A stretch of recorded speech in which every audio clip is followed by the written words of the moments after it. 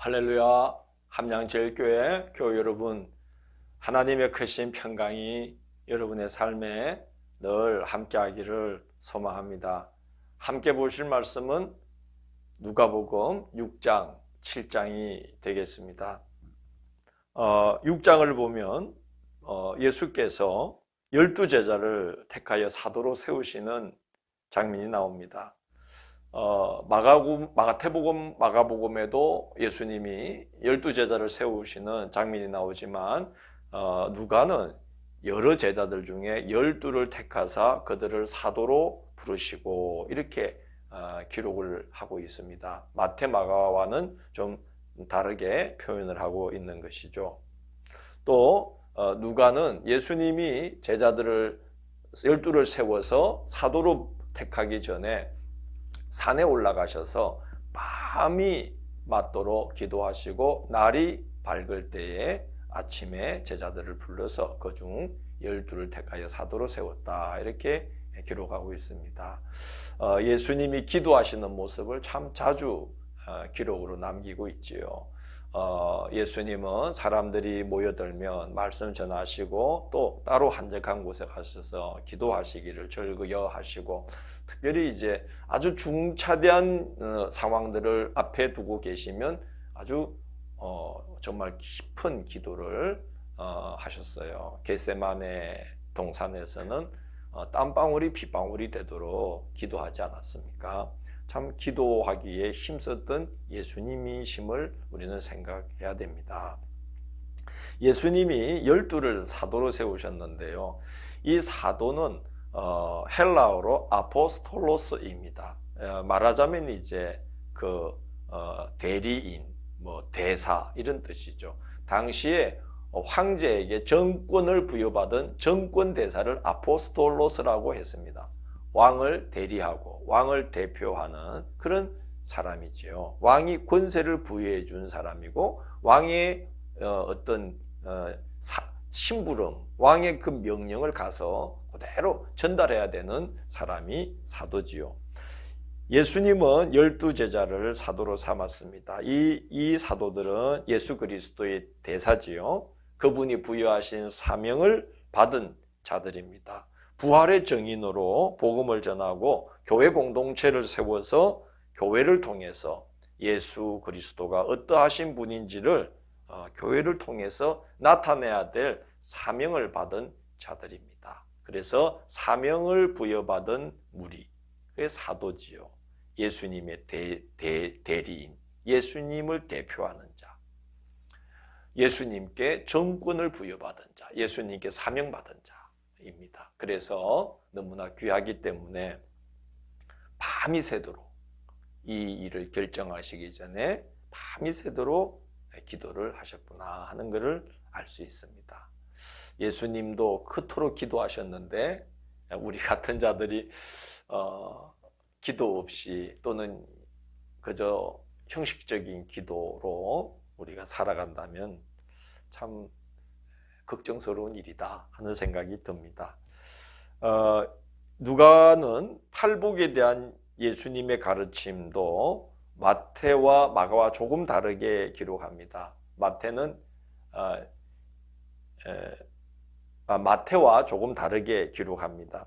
마태는 심령이 가난한 자는 복이 있나니 그렇게 말을 하지만 누가는 가난한 자는 복이 있나니 그렇게 말하죠. 마태는 의에 줄이고 목마른 자는 복이 있나니 그러는데 누가는 지금 줄이는 자는 복이 있나니 그럽니다. 마태는 그리고 복이 있는 자에 대한 말씀으로 예수님이 팔복의 말씀을 마치신 걸로 기록되어 있는데요. 누가는 거기에 더하여서 지금 배부른 자, 지금 웃는 자, 지금 모든 사람들에게 칭찬받는 자는 화가 있도다, 이렇게 화를 선언하신 말씀으로 팔복의 말씀을 끝맺은 것으로 누가는 기록하고 있습니다. 이어지는 산상수훈도 보면 마태는 그 율법을 이제 비교하여서 예수님이 하나님 나라의 진리를 말씀하시는 것으로 기록을 했죠. 살인이나 간음이나 이혼, 맹세하는 것, 보복하는 것, 이런 것은 등에 대한 구약의 율법의 조항들을 예수님이 예로 드시면서 옛사람에게 너희가 들은 바 이렇게 들었거니와 나는 너희에게 말하노니 이러면서 이제 예수님이 하나님 나라의 진리를 말씀을 하고 있습니다. 그러면서 율법 행위에 머물지 말고 그런 악행이 외적 행위로 드러나지 않는 것에 머물지 말고 마음으로부터 악한 생각을 품지 않고 진리를 따라 살아가는 것이 하나님 나라에 가까운 것이다 라고 예수님이 말씀하신 것으로 기록을 했습니다.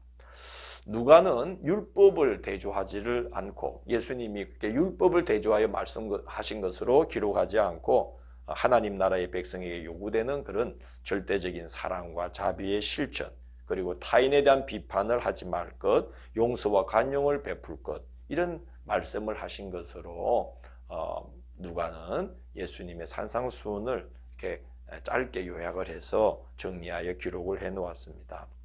이건 왜 그런 거 아니? 마태는 유대인들을 1차 독자로 했죠. 그래서 율법을 잘 아는 유대인들에게 하나님의 백성은 율법의 정신이 내면화되어서 그래서 마음으로부터 진리의 삶이 우러나오면서 실천되어야 하는 것임을 이제 마태는 강조한 것이고, 누가는 이방인들을 1차 독자로 했기 때문에 율법을 잘 모르고 있는 이방인들에게 굳이 율법을 대조해 가면서 하나님 나라의 진리를 전할 필요가 없었던 것입니다. 그리고 이방 세계의 성도들은 특별히 로마에 있는 이방인으로서 그리스도인 된 자들은요, 굉장한 그런 모멸, 모욕, 가족으로부터도 심지어 멸시, 천대를 받고 쫓겨나고 그렇게 박해를 심하게 받았습니다. 죽음도 당하고 그랬지요. 그래서 유다는 예수님의 가르침을 보다 더 직설적으로 전하지 않았나 생각합니다.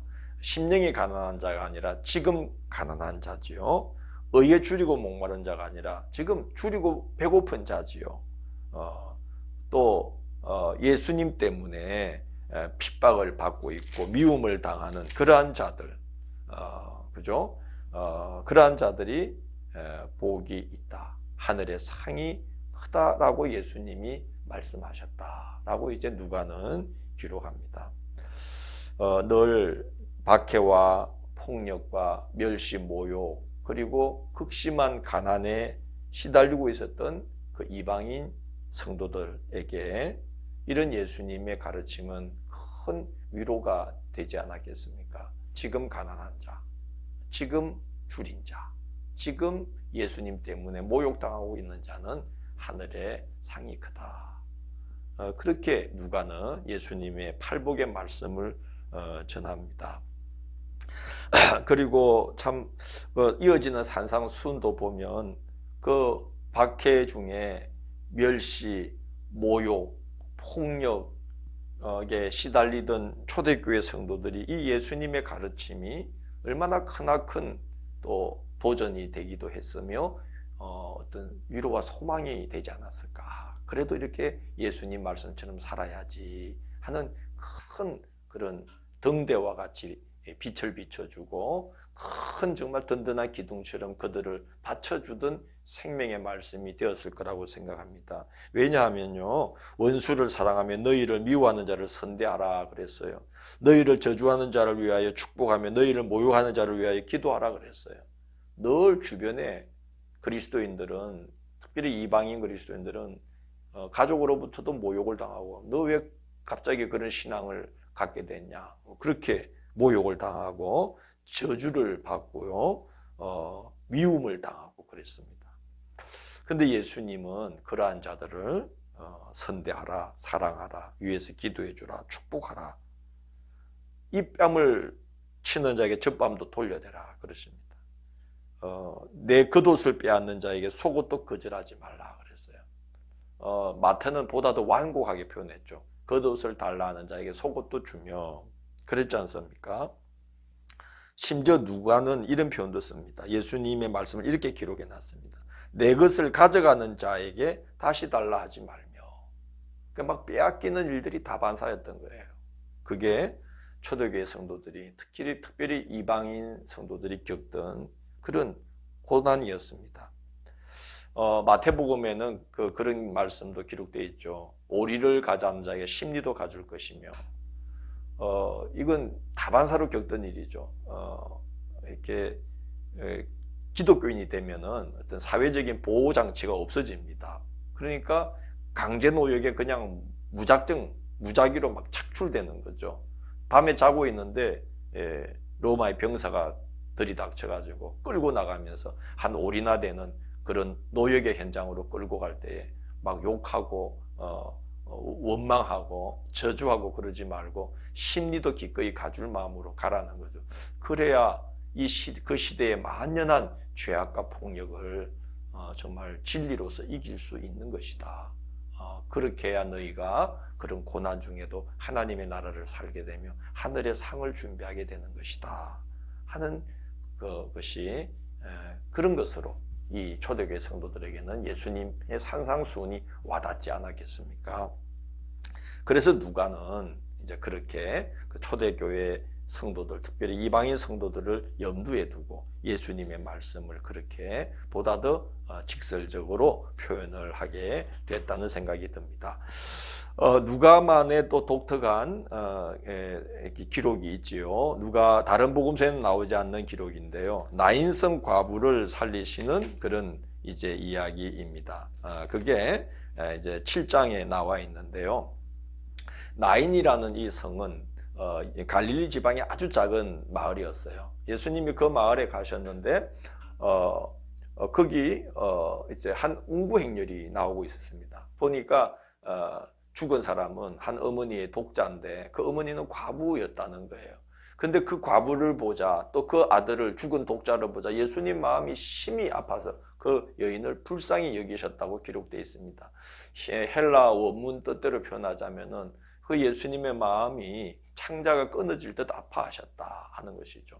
그 과부의 그 심정과 그 과부의 심정에 예수님의 마음이 닿은 것이 아니겠는가 생각이 듭니다. 정말로 불쌍히 여기는 마음을 가지시게 되었습니다. 그래서 아무도 요청을 하지 않았는데 예수님이 가까이 가셔서 여인에게 울지 마라 위로하시고 그 관에 손을 대시고 청년아 일어나라 해서 그 청년을 이렇게 세워서 어머니에게 줍니다. 이 아들이 살았다 하고 이제 주신 것이죠.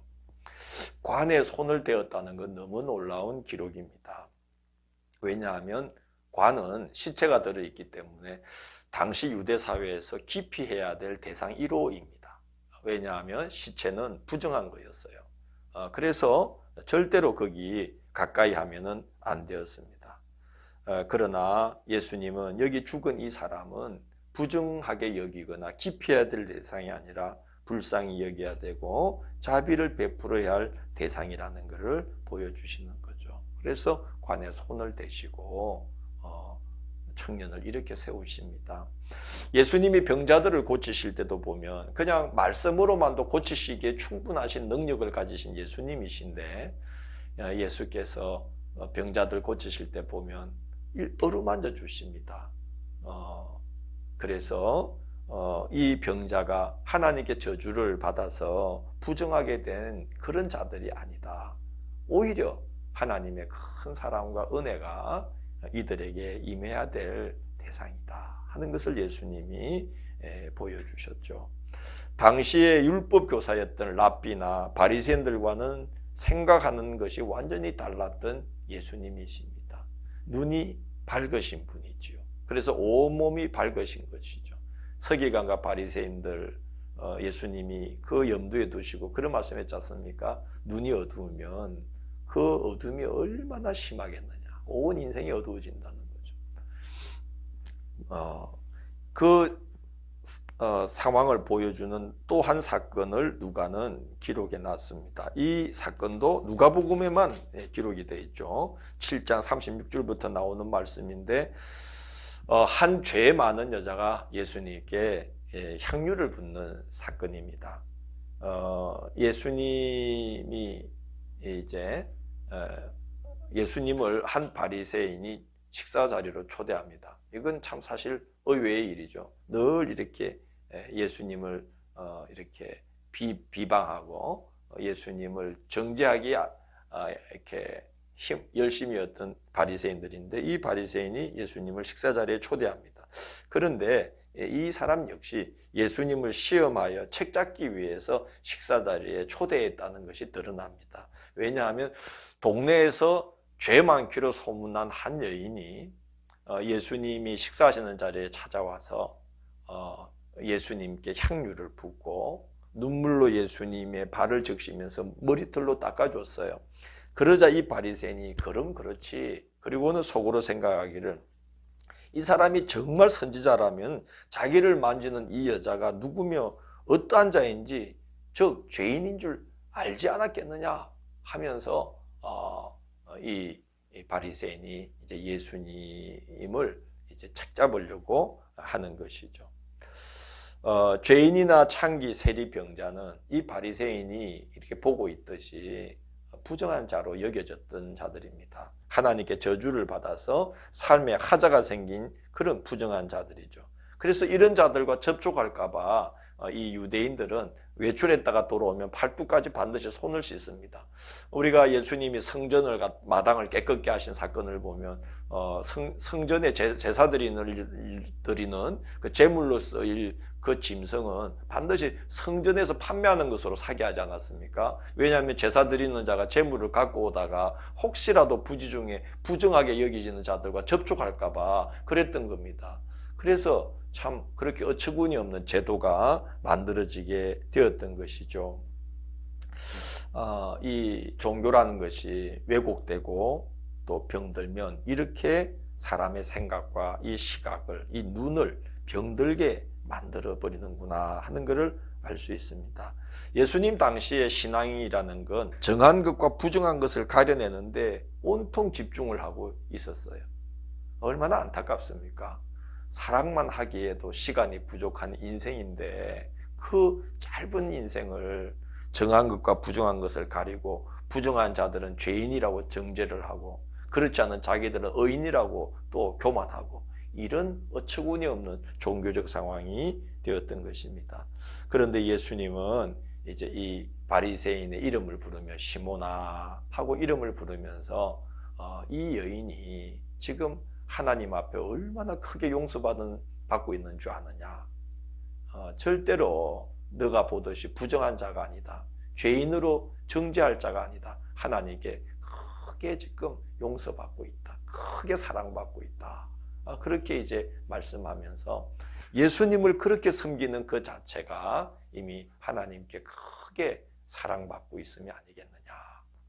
그러면서 시몬에게 너는 나한테 여기 들어올 때 손 씻을 물도 주지 않았지만 이 여인은 눈물로 내 발을 씻고 있다. 이러면서 예수님이 크게 용서받은 사람은 크게 사랑한다. 이렇게 말씀하면서 이 여인은 지금 죄인이 아니다. 죄인으로 정죄할 것이 아니라 하나님께 크게 사함받고 크게 사랑받는 자이며 또한 나를 사랑함처럼 하나님을 크게 사랑하고 있는 자가 아니겠느냐. 이렇게 말씀하면서 이 말씀이 뭔 말씀이냐 하면은 그죠? 의롭다고 자부하고 있는 너보다, 하나님에 대해서 정통하다고 자부하고 있는 바리새인인 너보다 이 여인이 하나님께 더 가까이 있다는 겁니다. 절대로 부정하게 정죄할 대상이 아니라는 것이죠.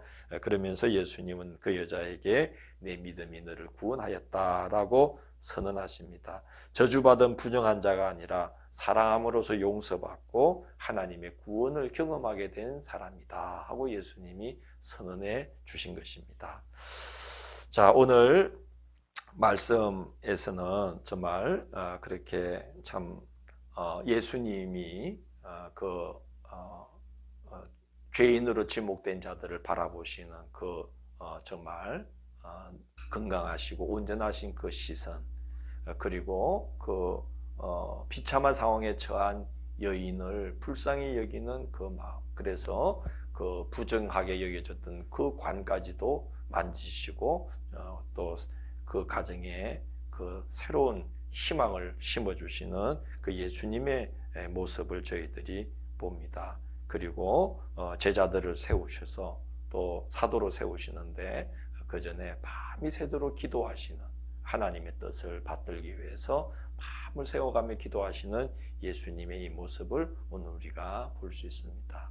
자, 우리도 이렇게 어려운 시대, 죄악이 만연한 시대를 살고 있지만 예수님의 말씀을 따라서 또 이 예수님의 기도하시는 모습을 따라서 또 예수님의 그 온전하시고 그 건강하신 그 시선을 우리도 본받아서 이렇게 이 죄악 많은 시대를 진리로서 이겨나가고 또 사랑으로 품고 나가는 우리의 하루하루가 되기를 원합니다. 기도하겠습니다. 주님 감사합니다. 오늘도 저희에게 함께 하셔서 예수님의 눈으로 예수님의 마음으로 이 시대를 바라보고 예수님의 걸음으로 이 죄악된 세상 중에도 온전한 진리를 쫓아 인생의 걸음, 신앙의 걸음을 내딛는 저희들이 되도록 도와주십시오. 연약하고 어리석은 저희들을 긍휼히 여기시고 항상 진리 가운데 인도하여 주옵소서. 예수님 이름으로 기도드립니다.